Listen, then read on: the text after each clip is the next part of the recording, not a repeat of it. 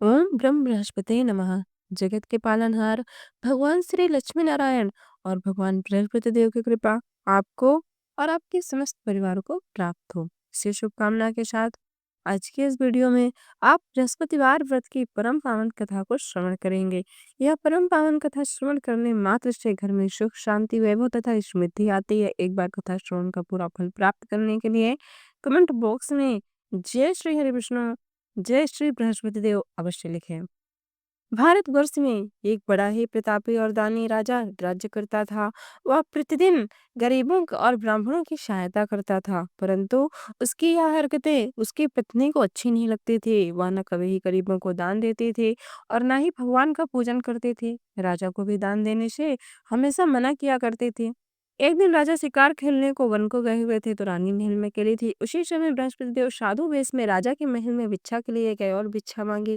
रानी ने भिक्षा देने से इनकार किया और कहा, हे साधु महाराज, मैं तो दान पुण्य से तंग आ गई हूँ। मेरा पति जो सारा धन लुटाता रहता है, मेरी यह इच्छा है कि हमारा धन नष्ट हो जाए, फिर न रहेगा बांस और न बजेगी बांसुरी। साधु ने कहा, हे देवी, तुम तो बड़ी ही विचित्र हो, क्योंकि धन संतान तो सभी चाहते हैं, पुत्र और लक्ष्मी तो पापी के घर में भी होने चाहिए। यदि तुम्हारे पास अधिक धन है तो भूखों को भोजन दो, प्यासों के लिए प्याऊ बनवा दो, मुसाफिरों के लिए धर्मशालाएं खुलवा दो, जो निर्धन अपनी कन्याओं का विवाह नहीं कर सकते उनका विवाह करा दो। और भी अनेक जग में ऐसे कार्य हैं जिनको करने से तुम्हारा यश लोक और परलोक में फैलेगा, तुम्हारा धन सार्थक होगा। परंतु रानी को साधु महाराज की ये सब बातें अच्छी न लगी। वह बोली, महाराज, आप मुझे ये सब मत समझाइए। मैंने बोला ना कि मैं ऐसा धन नहीं चाहती जो हर जगह बांटते फिरूं। साधु ने उत्तर कहा दिया कि हे देवी, यदि तुम्हारी ऐसी इच्छा है तो तुम ऐसा करना कि बृहस्पतिवार को घर लीपना, पीली मिट्टी से अपना सिर धोकर स्नान करना, भट्ठी चढ़ाकर गर्म कपड़े धोना। ऐसा करने से अवश्य ही तुम्हारा सब धन नष्ट हो जाएगा। इतना कहकर साधु महाराज वहां से अंतर्ध्यान हो गए। साधु के कहे हुए बातों को करते हुए रानी को केवल 3 ही बृहस्पतिवार बीते थे, उसकी समस्त धन संपत्ति नष्ट हो गई। अब तो भोजन के लिए भी दोनों तरसने लगे। एक दिन राजा ने रानी से कहा कि हे रानी, तुम यहीं रहो, क्योंकि मुझे यहाँ पर सभी लोग जानते हैं, इसलिए मैं यहाँ पर कोई छोटा कार्य नहीं कर सकता, इसलिए मैं दूसरे देश जाता हूँ। ऐसा कहकर राजा परदेश चला गया। वहां पर जंगल से लकड़ियां काट कर लाता और शहर में बेच देता था। इस तरह बड़ी ही कठिनाई के साथ वो अपना जीवन व्यतीत करने लगा। परंतु राजा के घर से जाते ही अब तो रानी और दासी के और भी बुरे दिन आ गए। एक बार जब रानी और दासी को 7 दिनों तक बिना भोजन के रहना पड़ा, तो रानी ने अपने दासी से कहा, हे दासी, पास के ही नगर में मेरी बहन रहती है, वह बड़ी ही धनवान है, तुम उसके पास जाओ और वहां से कुछ लेकर आओ, ताकि कुछ दिन तो हम अच्छे से रह सकें। दासी रानी के बहन के पास जाती है, परंतु उस दिन गुरुवार था और रानी की बहन उस समय बृहस्पतिवार व्रत की परम पावन कथा को श्रवण कर रही थी। दासी ने रानी की बहन को अपनी रानी का संदेश दिया, लेकिन रानी की बड़ी बहन ने कोई उत्तर नहीं दिया। जब दासी को रानी की बहन से कोई उत्तर नहीं मिला तो वह बहुत दुखी हुई और उसे क्रोध भी आया। दासी ने वापस आकर रानी को सारी बातें बताई। सुनकर रानी ने अपने ही भाग्य को कोसा। उधर रानी की बहन ने मन में विचार किया कि मेरी बहन हक की दासी आए थे, परंतु मैंने उससे बात नहीं किया, इससे वह बहुत ही दुखी हुई होगी। अतः कथा श्रवण कर पूजन समाप्त करके वो अपने बहन के घर आई और कहने लगी, हे बहन, मैं बृहस्पतिवार का व्रत कर रही थी, तुम्हारी दासी मेरे घर आई थी, परंतु जब कथा होती है तब तक तो ना उठते हैं और ना ही बोलते हैं, इसलिए मैं दासी से बोल ना सकी। कहो दासी, तुम क्यों आई थी? रानी की बहन बोली, बहन, तुमसे क्या छिपाऊं, घर में खाने के लिए अनाज नहीं था। ऐसा कहते कहते रानी की आंखें भर आई। उसने दासी समेत पिछले 7 दिनों से भूखा रहने की बात अपनी बहन को बताई। रानी की बहन बोले, बहन देखो, बृहस्पति भगवान सबकी मनोकामनाओं को पूरा करते हैं, देखो शायद तुम्हारे घर में ही अनाज रखा हो। रानी को तो विश्वास नहीं हुआ, पर अपनी बहन के आग्रह करने पर उसने अपनी दासी को अंदर भेजा तो सचमुच अनाज से भरा हुआ एक घड़ा मिला। यह देख कर दासी बड़ी ही हैरान हुई। दासी रानी से कहने लगी, हे रानी, जब हमको भोजन नहीं मिलता तो हम व्रत ही तो करते हैं, इसलिए क्यों न इनसे व्रत और कथा की विधि पूछ ली जाए, ताकि हम भी व्रत कर सकें। तब रानी ने अपनी बहन से बृहस्पतिवार के व्रत के बारे में पूछा। उसकी बहन ने बताया कि बृहस्पतिवार के व्रत में चने की दाल और मुनक्का से विष्णु भगवान का पूजन करें, केले के जल में पूजन करें तथा दीप जलाएं, पटकथा सुनिए और पीले रंग का भोजन करें। साथ ही बृहस्पति देव का भोजन विधि और कथा बताकर रानी अपने घर को लौट आई। 7 दिन के बाद जब गुरुवार आया, तो रानी और दासी ने व्रत रखा, कुड़साल में जाकर चना और गुड़ लेकर आए, फिर इससे केले की जड़ तथा विष्णु भगवान का पूजन किया। परंतु वो पीला भोजन कहाँ से आया, इस बात को लेकर दोनों बहुत दुखी थे, क्योंकि उन्होंने बृहस्पतिवार का व्रत रखा था, इसलिए बृहस्पतिदेव उनसे प्रसन्न हुए और एक सुंदर ब्राह्मण का वेश धारण कर 2 थालों में सुंदर पीला भोजन लाकर दासी को दिए। भोजन पाकर दासी प्रसन्न हुई और फिर रानी के साथ मिलकर भोजन ग्रहण किया। उसके बाद वो सभी गुरुवार को व्रत और पूजन करने लगे। बृहस्पति व भगवान की कृपा से उनके पास फिर से धन और संपत्ति आ गई, परंतु रानी फिर से पहले की तरह आलस्य करने लगी। तब दासी बोली, देखो रानी, तुम पहले भी इसी प्रकार आलस्य करती थे, तुम्हें धन रखने में कष्ट होता था, इस कारण सभी धन नष्ट हो गए, और अब जब भगवान बृहस्पति देव की कृपा से धन हमें मिला है, तो फिर से तुम्हें आलस्य आ रहा है। रानी को समझाते हुए दासी कहती है कि बड़ी मुसीबतों के बाद हमने यहाँ धन पाया है, इसलिए हमें दान पुण्य करना चाहिए, भूखे मनुष्यों को भोजन कराना चाहिए और धन को शुभ कार्यों में खर्च करना चाहिए, जिससे तुम्हारे कुल का यश बढ़ेगा, स्वर्ग की प्राप्ति होगी और पितृ प्रसन्न होंगे। दासी की बात मानकर रानी अपना धन शुभ कार्यों में खर्च करने लगी, जिससे पूरे नगर में उसका यश फैलने लगा। एक दिन राजा दुखी हो जंगल में एक पेड़ के नीचे आसन जमा कर बैठ गया और अपनी दशा को याद करके व्याकुल होने लगा। अब उस समय बृहस्पतिवार का दिन था। एकाएक उसने देखा कि निर्जन वन में एक साधु प्रकट हुए। वह साधु और कोई नहीं, स्वयं बृहस्पति देवता थे। लकड़हारे के सामने आकर बोले, हे लकड़हारे, इस सुनसान जंगल में तुम चिंतामग्न होकर क्यों बैठे हो? लकड़हारे ने दोनों हाथ जोड़कर प्रणाम किया और उत्तर दिया, हे महात्मन, आप सब कुछ जानते हैं, मैं क्या कहूँ? यहाँ कहकर रोने लगा और साधु को अपनी आत्मकथा सुनाई। महात्मा जी ने कहा, तुम्हारी स्त्री ने बृहस्पतिवार के दिन बृहस्पति भगवान का निरादर किया, जिसके कारण रुष्ट होकर उन्होंने तुम्हारी यह दशा कर दी है, परंतु चिंता को दूर करके मेरे कहे अनुसार चलो तो तुम्हारे सभी कष्ट अवश्य ही दूर हो जाएंगे और भगवान तुम्हें पहले से भी अधिक संपत्ति देंगे। तुम बृहस्पतिवार के दिन कथा किया करो, 2 पैसे के चने मुनक्के लाकर उसका प्रसाद बनाओ और शुद्ध जल से लोटे में शक्कर मिलाकर अमृत तैयार करो। कथा के पश्चात अपने सारे परिवार और सुनने वाले प्रेमियों में अमृत और प्रसाद बांटकर आप भी प्रसाद ग्रहण करो। ऐसा करने से भगवान तुम्हारी सभी मनोकामनाओं को पूरा करेंगे। साधु के ऐसे वचन सुनकर लकड़हारा बोला, हे देवों, मुझे लकड़ियां बेचकर इतना पैसा प्राप्त नहीं होता जिससे भोजन के उपरांत और भी कुछ कर सकूं। पर मैंने रात्रि में ही अपनी स्त्री को व्याकुल देखा है, परंतु मेरे पास कुछ भी नहीं जिससे मैं उसकी खबर मंगाऊं। साधु ने कहा, हे लकड़हारे, तुम किसी बात की चिंता मत करो, बृहस्पतिवार के दिन तुम जाने की तरह लकड़ियां लेकर शहर को जाओ, तुमको रोज से 2 गुना धन प्राप्त होगा, जिससे तुम भली भांति भोजन भी कर लोगे और बृहस्पति देव का पूजन का सामग्री भी आ जाएगी।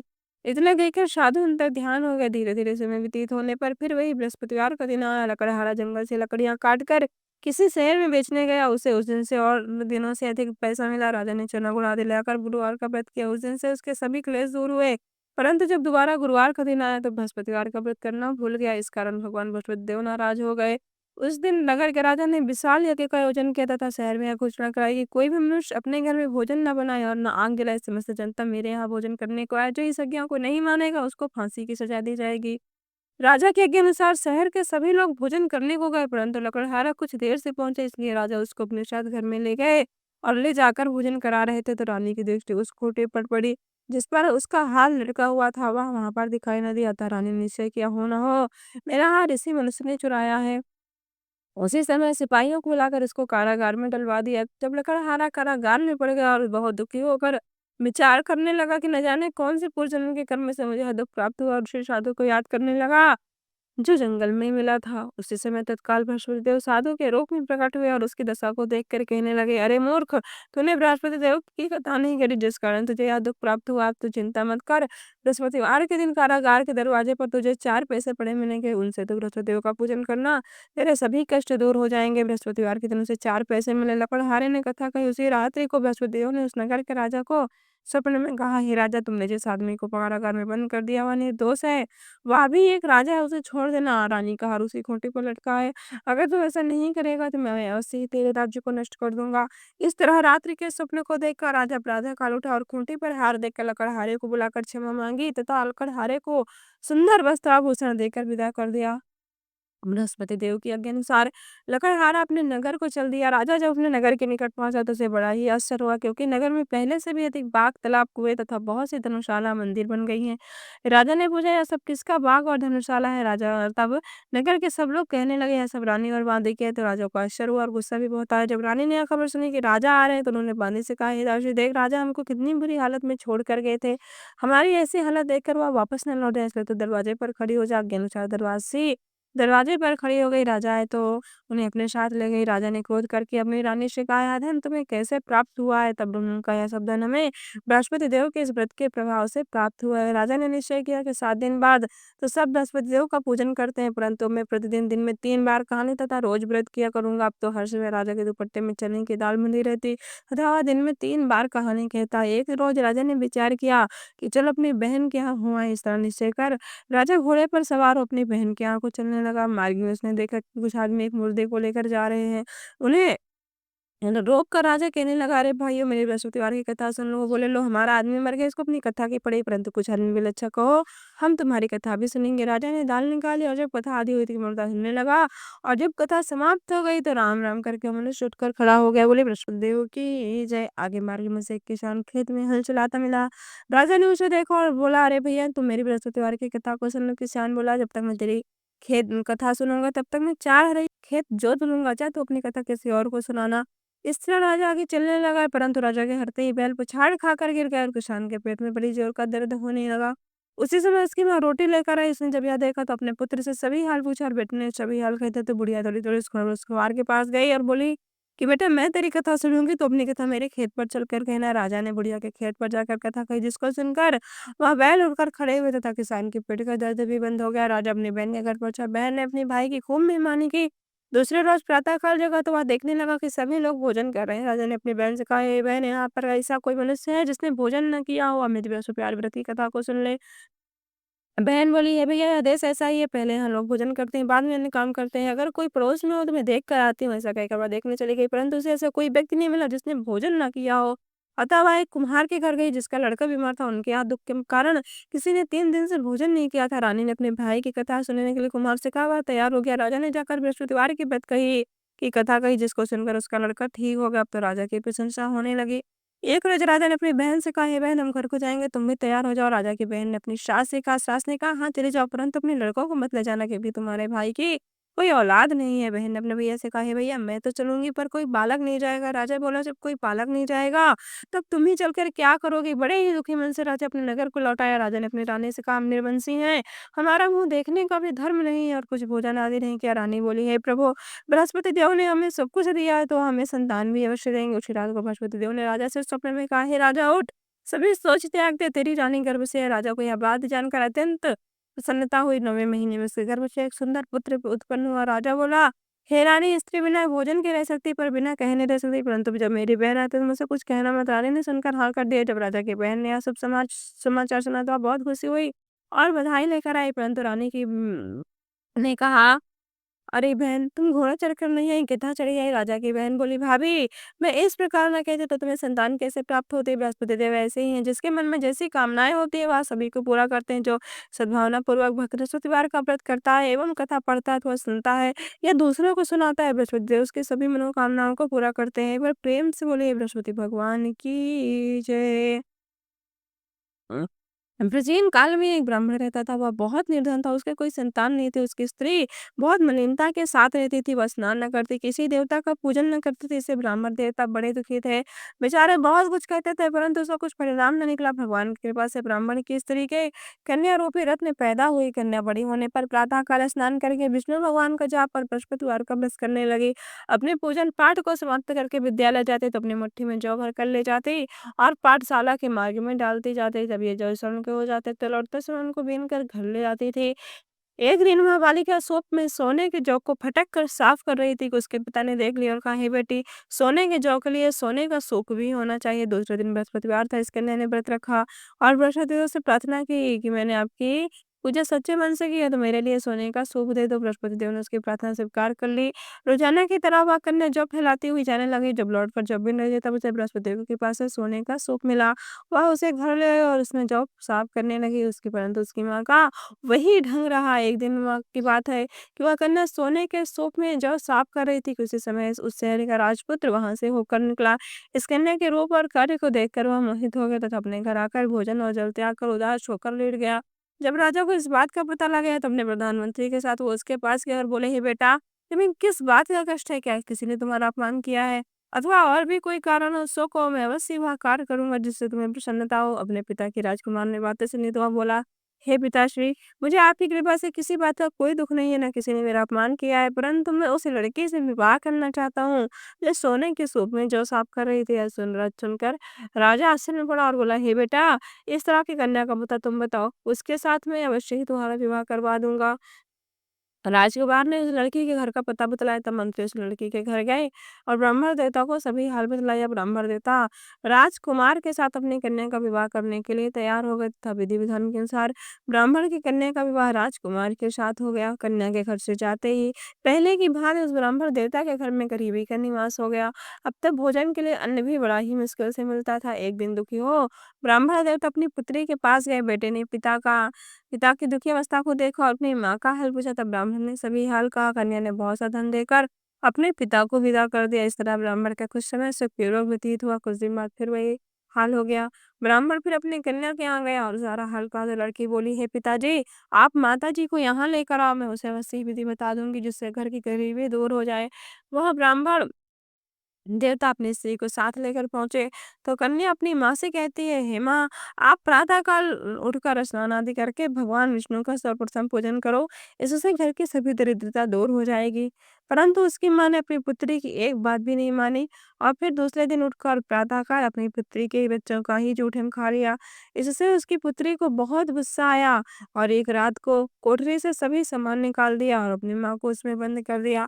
प्रातः काल उन्हें कोठरी से निकाला तथा स्नान आदि करा के बृहस्पतिवार व्रत का कथा सुनाया, पाठ कराया तो उसकी माँ की बुद्धि ठीक हो गई। अब तब से प्रत्येक बृहस्पतिवार को उसकी माँ व्रत रखने लगी। इस व्रत के प्रभाव से उसके माँ बाप बहुत ही धनवान और पुत्रवान हो गए और बृहस्पति देव जी के प्रभाव से इस लोक के समस्त सुखों को भोग कर अंत में स्वर्ग को गए। तो एक बार प्रेम से बोलिए, विष्णु भगवान की जय, बृहस्पति भगवान की जय, उमा महेश्वर भगवान की जय, लक्ष्मी नारायण की जय।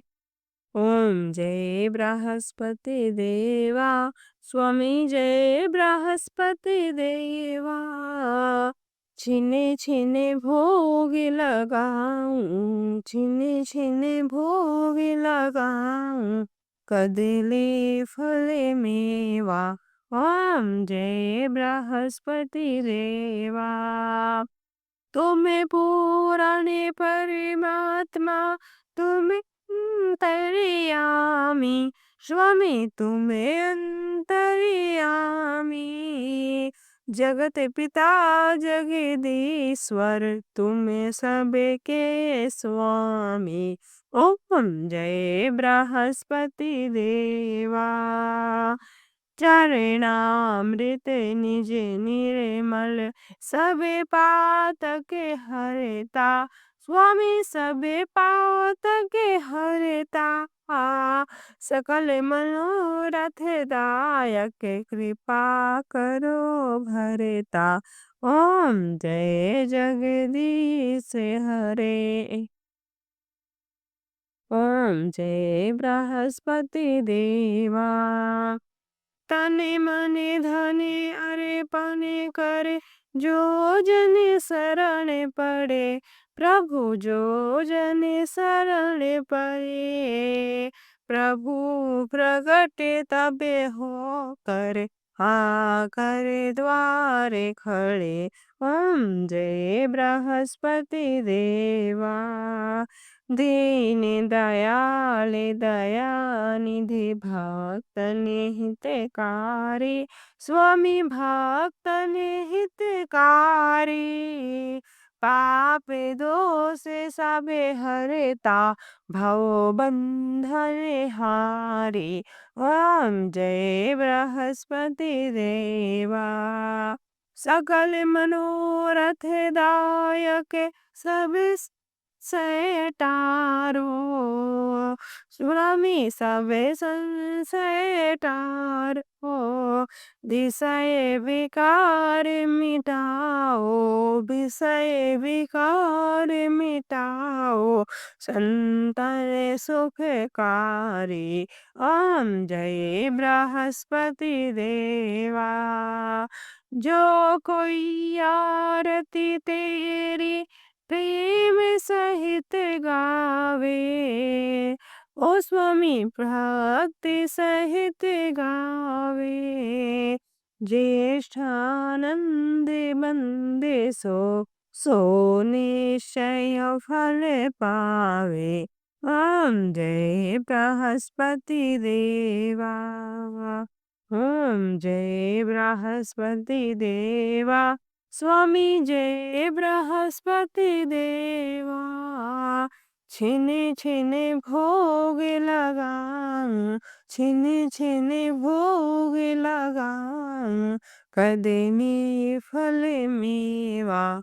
एक बार प्रेम से बोलिए भगवान बृहस्पति देव की जय, विष्णु भगवान की जय, लक्ष्मी मैया की जय।